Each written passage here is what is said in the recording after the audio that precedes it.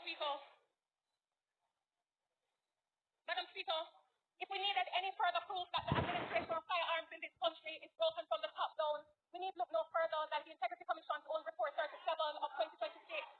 That report tabled yesterday found that the Firearm Licensing Authority, under the watch of its Chief Executive Officer, Mr. Shane Dalling, presided over a vault where ammunition belonging to private citizens went missing.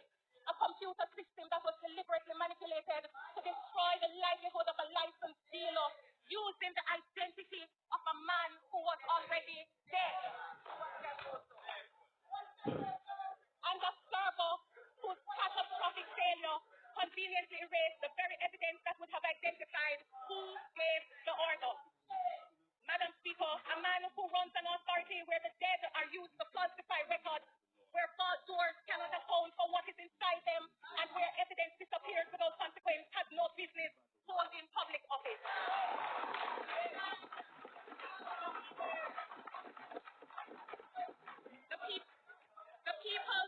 The People's National Party therefore calls unequivocally and without reservation for Mr. Shane Dalling to resign immediately.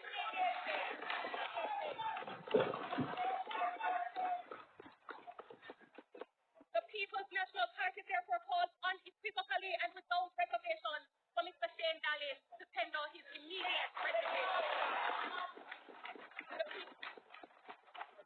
The people of Jamaica deserve leadership that opposes the law, not leadership that the Integrity Commission itself has found wanting.